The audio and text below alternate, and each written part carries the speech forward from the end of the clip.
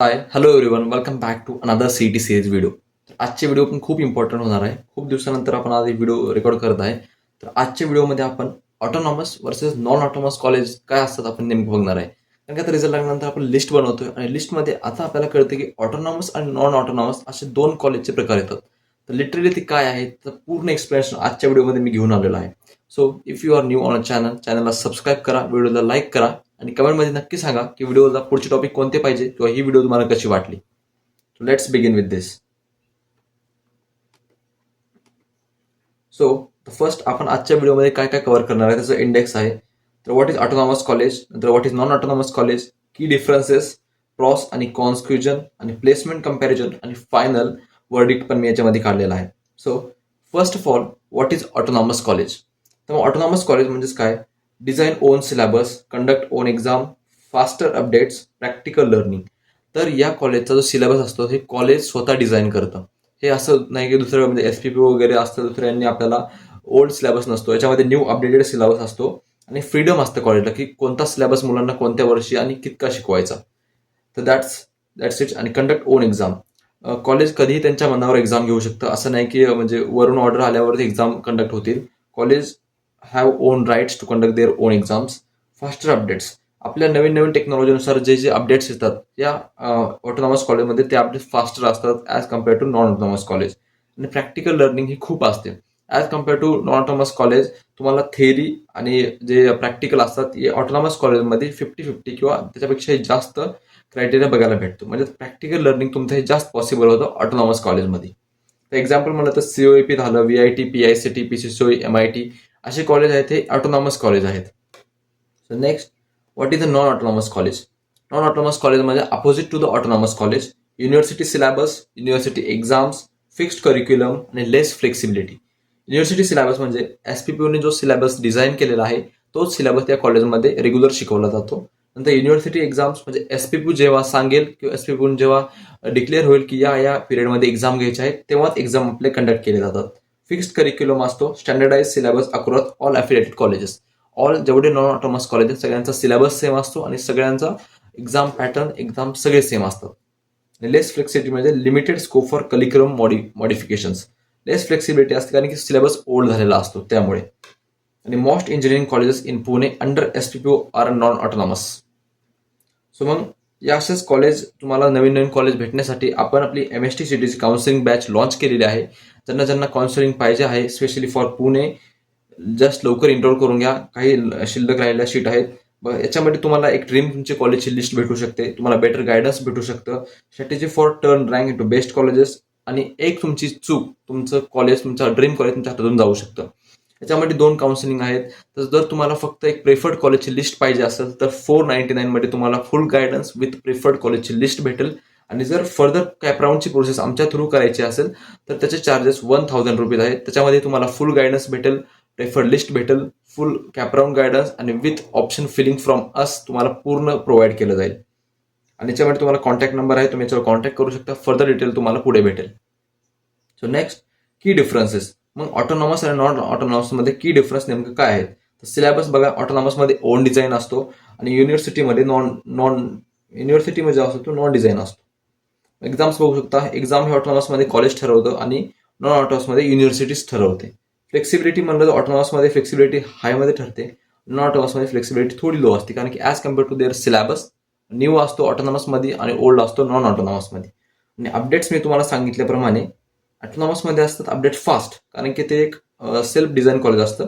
Non ऑटोनॉमसमध्ये updates थोडे slow असतात कारण की युनिव्हर्सिटीने सांगितलेले असतात. मग जे ज्यांना रिअल इंडस्ट्री रिअली स्किल्स पाहिजे, ज्यांना प्रॅक्टिकल नॉलेज जास्त पाहिजे त्यांना ऑटोनॉमस कॉलेज चांगलं आहे. आणि ज्यांना फक्त अकॅडमिक्स पेपर पाहिजे, इझी पाहिजे त्यांना नॉन ऑटोनॉमस कॉलेज चांगलं आहे. नंतर ऑटोनॉमस कॉलेजचे ॲडव्हान्टेजेस काय. तर त्यांचा फर्स्ट ऑफ ऑल सिलेबस हा अपडेटेड असतो. नंतर तुम्हाला इंडस्ट्री ओरिएंटेड तुम्हाला practical projects, real world applications तुम्हाला तिथे करायला भेटतात. नंतर तुमची जी स्किल असते तिथं बेटर डेव्हलप होते स्किल आणि फास्टर रिझल्ट्स पण भेटतात. जसे तुमची एक्झाम क्विक होते तसेच तुम्हाला रिझल्ट्स पण फास्टर भेटतात. आणि ॲज कम्पेअर ऑटोनॉमस नॉन ऑटोनॉमसमध्ये तुम्हाला रिझल्ट यायलाही 2-2, 3-3 महिने लागतात आणि एक्झाम व्हायलाही तेवढाच वेळ लागतो. आणि ideal for student seeking cutting edge education. ज्यांना एक एज्युकेशन अलग लेवलला करायचं आहे, की फक्त रट्टा नाही मारायचा, थेरी नाही करायची, प्रॅक्टिकल नॉलेज गेन करायचं, त्यांच्यासाठी autonomous is the best option. दुसरं, ऑटोनॉमसचे डिसएडव्हान्टेज पण आहेत. तर टफ चेकिंग, पेपरची टफ चेकिंग होऊ शकते. इंटरनल मार्किंग मॅटर करते. How you perform throughout your curriculum, session आणि सेमिस्टर. आणि लेस स्टँडर्डायझेशन म्हणजे difficulty comparing across different autonomous college. Less standardise असू शकतं, कारण की कॉलेज ठरवतं की आपल्याला कोणता सिलेबस ठेवायचा, कोणता सिलेबस नाही ठेवायचा, तर स्टँडर्डायझेशन थोडं लेस होऊ शकतं. आणि याच्यामध्ये पूर्ण तुमचं परफॉर्मन्स आहे अकॅडमिक, ते तुमच्या परफॉर्मन्सवरच प्रेडिक्ट करतं. मग नॉन ऑटोनॉमसचे ॲडव्हान्टेज काय? नॉन ऑटोनॉमसचे ॲडव्हान्टेज येतात स्टँडर्ड सिलेबस, पण जो ओल्ड सिलेबस आहे तो एसपीपी कडून आलेला तोच तुमच्यावर रेग्युलर चालतो. आणि easier exam pattern as compare to autonomous college. तुमचे पेपर थोडे इझियर असतात, कारण जे एसपीपी आहे ते सगळ्या मुलांना ग्राह्य धरून एक पेपर सेट केलेला असतो. आणि सेम इव्हॉल्युएशन्स, म्हणजे सेम इव्हॉल्युएशन केलं जातं. असेसमेंट वगैरे तुमचे जेवढे दिलेले आहेत तुम्हाला सेम मार्क वगैरे इव्हॉल्युएशन केलं जातं त्याच्यामध्ये. Good for student who preferring structured learning. जे मुलं सोपा अभ्यास करण्यासाठी लर्निंग करत आहेत त्यांना एक गुड प्रेफरन्स आहे. मग डिसएडव्हान्टेज पण आहे त्याचे. डिसएडव्हान्टेज काय, मी सांगितल्याप्रमाणे आउटडेटेड सिलेबस असतो, स्लो रिझल्ट प्रोसेस असते आणि लेस प्रॅक्टिकल एक्सपोजर असतं. प्रॅक्टिकल तुम्हाला इथे खूप कमी केलं जातं as compare to autonomous college. आणि रिझल्टही खूप स्लो लागतो आणि एक्झाम्स व्हायलाही एसपीपी कडून खूप वेळ लागतो.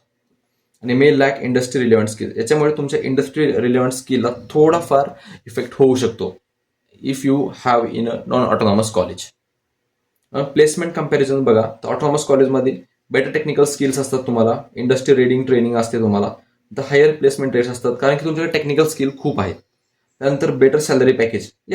If you have a better technical skill then you get a highest placement आणि बेटर सॅलरी भेटते तुम्हाला. आणि प्लेसमेंट रेट बघू शकता तुम्ही 85 to 95% असतात ऑटोनॉमस कॉलेजमध्ये. आणि तेच नॉन ऑटोनॉमस कॉलेजमध्ये तुमचं कॉलेज रेप्युटेशन डिपेंड करतं. त्यानंतर व्हेराईज बाय लोकेशन हे डिपेंड करतं तुम्ही कुठे आहेत. सेल्फ रनिंग रिक्वायर्ड असते. आणि कॉम्पिटेटिव्ह एन्व्हायरमेंट. जर ऑटोनॉमस कॉलेजसोबत तुमच्या ऑटोनॉमस कॉलेजमध्ये जे मुलं आहेत त्यांच्यासोबत तुमचं कॉम्पिटिशन आहे, तर कॉम्पिटिशन हे खूप टफ होऊन जातं, कारण तुम्हाला इझी पॅटर्नमध्ये शिकवलेलं असतं त्यामुळे. आणि ते प्लेसमेंट 60 to 80% तुम्हाला प्लेसमेंट रेट बघायला भेटतं. थोडं डिफिकल्ट होतं नॉन ऑटोनॉमस कॉलेजमध्ये. कॉलेज रेप्युटेशन मॅटर करतं नॉन ऑटोनॉमस असलं तरी पण.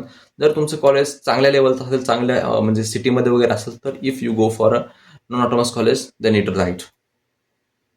मग विच इज बेटर, तर हे लिटरली स्टुडंटवरच प्रिफर करतं. तरी पण चूज ऑटोनॉमस. जर तुम्हाला एक इंडस्ट्री एक्सपोजर पाहिजे, एक प्रॅक्टिकल लर्निंगला तुम्ही प्रिफर करत असेल, किंवा एक rigorous academics you can handle, then you absolutely go for autonomous. But तुम्ही जर एक मीडियम लेवलचे स्टुडंट असेल आणि इझियर अकॅडमिक्सला तुम्ही प्रिफर करत असाल, तुम्ही नॉन ऑटोनॉमसला जाऊ शकता.